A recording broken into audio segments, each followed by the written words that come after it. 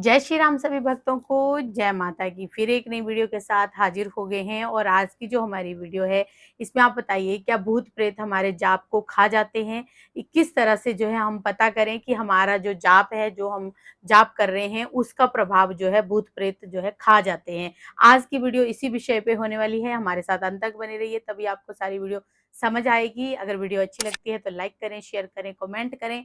Channel पे नए हैं तो चैनल को जरूर सब्सक्राइब करें। चलिए शुरू करते हैं आज की वीडियो। जय श्री राम। जय श्री राम, जय श्री बालाजी महाराज, जय माता की। भूत प्रेत किस प्रकार से हमारी पूजा पाठ को व्यर्थ कर सकते हैं, खा सकते हैं?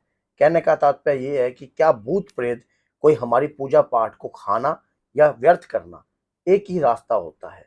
क्यों?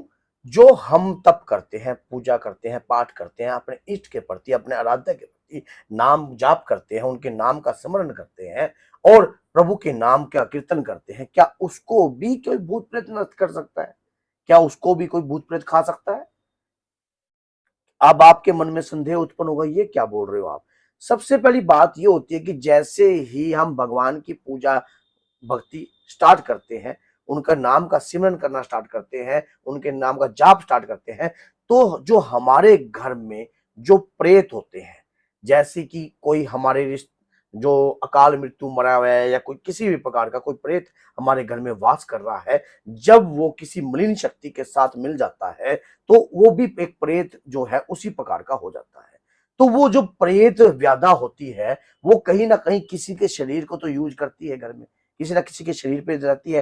तो हमारे जैसे ही हम भगवान की भक्ति स्टार्ट करते हैं, राम नाम की भक्ति स्टार्ट करते हैं, पंचाक्षर मंत्र का नाम स्टार्ट करते हैं, अपने पितरों को तर्पण देने की कोशिश करते हैं, उनको किसी ना किसी प्रकार से तारने की कोशिश करते हैं, तो ये जो प्रेत है ये हमारे विचारों में मलिनता का कार्य करते हैं, हमारे परिवार के सदस्य में मलिनता का कार्य करते हैं, हमारे घर में किसी न किसी प्रकार के कलेश और किसी न किसी प्रकार की लड़ाई झगड़ा जो है उत्पन्न करते हैं। मान लो मलिनता का कार्य किसी प्रकार का, जिस प्रकार से हमारे घर में कोई मांगलिक कार्य हो रहा है, कोई किसी प्रकार का हवन पूजा याचना हो रही है, तो प्रेत जो घर में जो मलिन प्रेत है वो हमारी पूजा को किस प्रकार से खाएगा, किस प्रकार से नष्ट करेगा? वो ऐसे घर के व्यक्ति को पकड़ेगा जो क्रोध युक्त है, जिसके अंदर अग्नि तत्व की मात्रा जो है जरूरत से ज्यादा अधिक है। ऐसा व्यक्ति जो है प्रेत के काबू में जल्दी से आ जाता है, शीघ्रता से आ जाता है। उसके शरीर को प्रेत धारण कर लेता है और घर के अंदर उग्रता उत्पन्न करता है,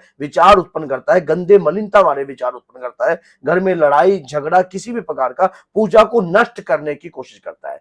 जैसे ही हम राम नाम का जाप करते हैं, हनुमान जी महाराज की जाप करते हैं या किसी अपने इष्ट आराध्य का जाप करते हैं, तो प्रेत के ऊपर एक जो प्रेत योनि का असर जो होता है वो हटने लग जाता है, क्योंकि नाम की शक्ति जो है प्रभावशाली है। जैसे गोस्वामी तुलसीदास जी कहते हैं कि कलयुग केवल नाम आधारा, सुमर सुमर नर उतरे पारा। जब प्रेत की शक्ति जो है वो प्रेत योनि जो है उसके शरीर पे पूरी होती है, जैसे ही नाम जाप की शक्ति उसके शरीर पर चढ़ने लग जाती है, तो जब वो कोई प्रेत है आपके परिवार का है, आपके पितृ योग का है, जब आपके पितृ के संपर्क में है, आपका खून से रिश्ता है उस पितृ से, तो वो क्या है, कहीं ना कहीं जो है, जैसे ही आप जाप करते हो, कोई जाप संख्या चालू करते हो, तो उसका प्रेत जो असर है प्रेत योनि का वो नष्ट होने लग जाता है, जिससे उसको तकलीफ होती है।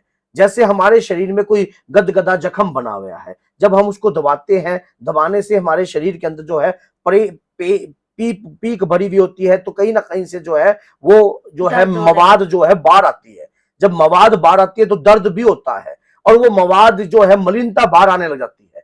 जैसे ही क्या होता है कि हमारे शरीर के अंदर जो प्रेत योनि है वो मलिन है, और जब नाम जाप की शक्ति चलती है, प्रभु के नाम का सेवन चलता है, हवन कुंड चलता है, हवन जलता है, या कोई तर्पण चलता है, कोई पूजा याचना चलती है, कोई मांगलिक कार्य घर में उत्पन्न होने लग जाता है, तो शरीर के अंदर जो विकारता है जो प्रेत योनि की, वो सामने सामने प्रभाव युक्त प्रत्यक्ष रूप में दिखने लग जाती है। किसी के शरीर पर झगड़ा लड़ाई कलेश घर के अंदर उत्पन्न करेगा, क्योंकि अगर वो कहीं प्रेत योनि से, क्योंकि वो भय खाता है, उसको भय लगता है, दर्द लगता है, पीड़ा लगती है, क्योंकि वो प्रेत योनि का असर में ही वो खुश है।